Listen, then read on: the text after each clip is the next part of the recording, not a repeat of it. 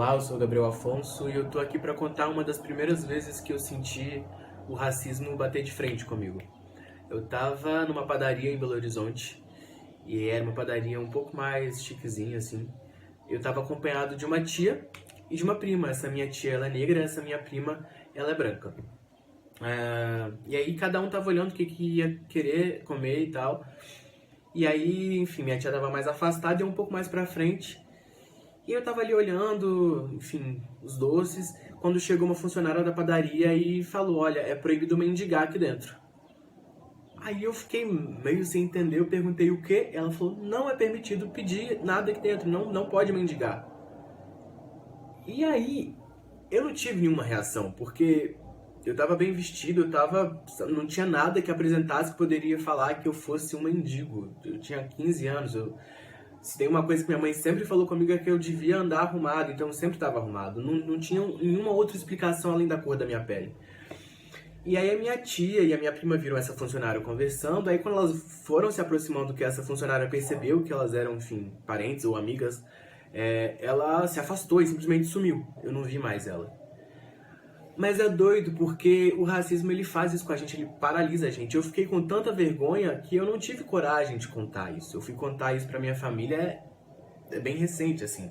Tem pouquíssimo tempo que eu contei pra eles esse episódio. Porque eu me senti um lixo. Foi o que eu me senti no momento, sabe? Enfim, essa não foi a primeira, infelizmente não foi a última. Mas eu queria deixar esse episódio pra vocês.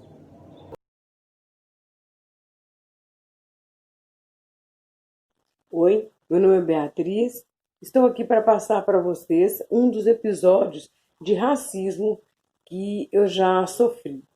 Então, eu sou uma profissional da saúde e há certo tempo eu me deparei com uma senhora que eu já a conhecia antes e essa senhora ela sempre se refere ao negro pele escura. Então, ela precisava ser submetida a um curativo. E eu estava alocada numa unidade nessa época que ela precisou desse curativo. Eu fui substituir uma colega minha que estava sendo hospitalizada e ela foi, né, lá nessa unidade para fazer o curativo. E eu que estava na escala do curativo. Então, quando eu cheguei na porta para eu chamá-la, vi que era ela, então ela não me viu.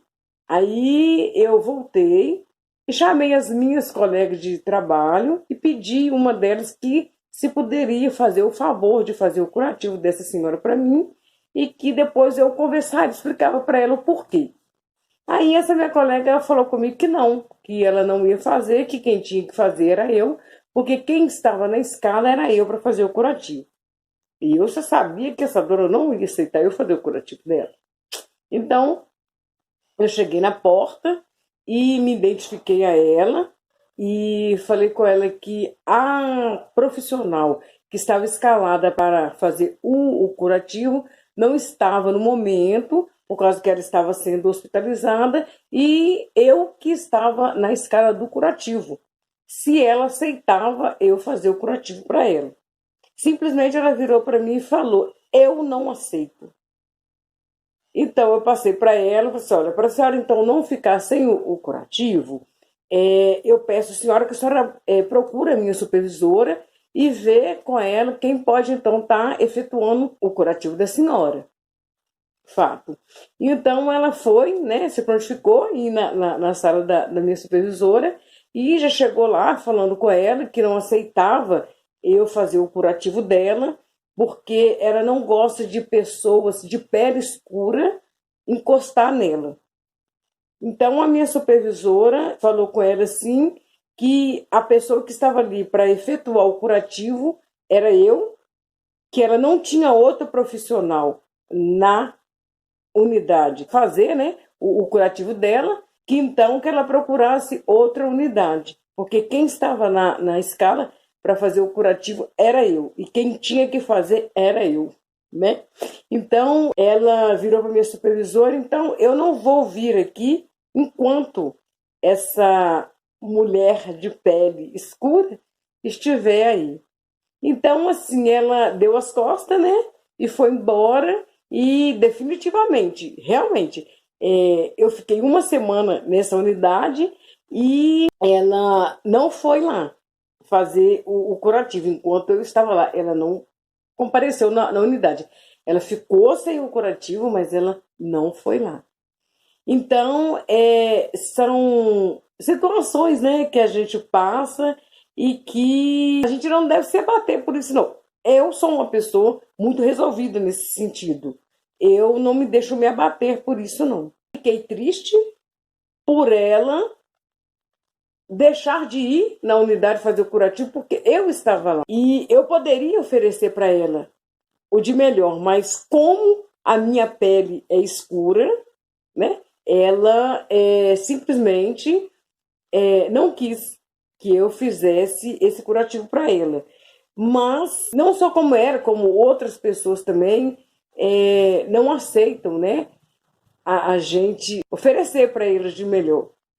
Então, assim, o que me entristece, não eu me entristecer por eu ficar abalada, porque então eu vou deixar. Não, absolutamente. Eu estou ali e eu estou ali porque Deus quis que eu estivesse.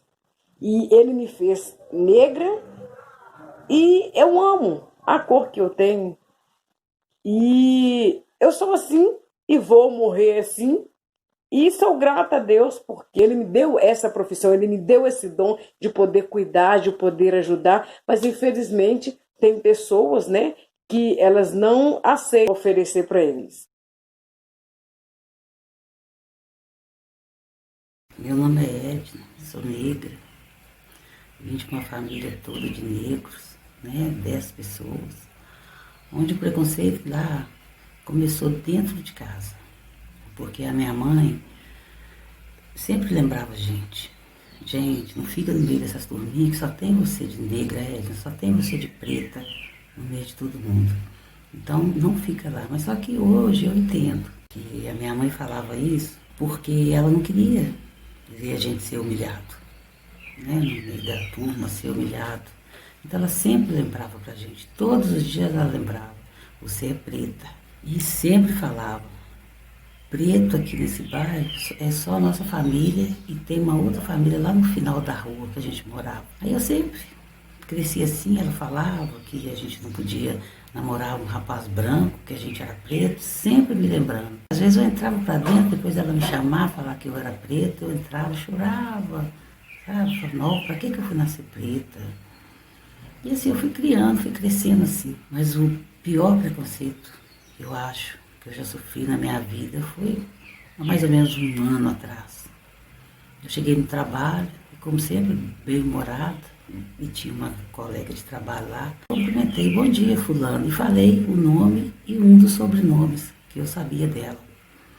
Aí ela deu uma parada assim, olhou para trás, olhou para mim e falou comigo assim, você vai gostar se eu falar com você? Bom dia, Edna Macaca. Aí, nossa, aquilo doeu na hora, sabe? Eu segurei para não chorar. Aí eu falei com ela assim, mas eu não chamo Edna Macaca. Ela falou assim, e você chama esse nome que eu te falei? Mas eu não gosto desse sobrenome, eu odeio. Eu falei, mas eu não sabia. Aí ela falou, pois é, aí ela continuou rendendo, sabe? Mas eu não gosto do meu sobrenome. E você não gosta que te chama você de macaca? E repetiu por umas 3 vezes que eu não gostava. Nossa, aquilo doeu, sabe? Porque eu posso estar em qualquer lugar e tá tudo bem. Mas falou de cor, sabe? É coisa que vem lá da infância. Falou de cor, pra mim acabou. Até hoje não consigo aceitar. É triste, mas hoje eu sei que tem muita gente que luta para acabar com o preconceito, com o racismo. Mas eu acho que ainda está longe de acabar. Eu acho que nunca vai acabar. Tomara que um dia alguém consiga lutar e acabar com esse preconceito.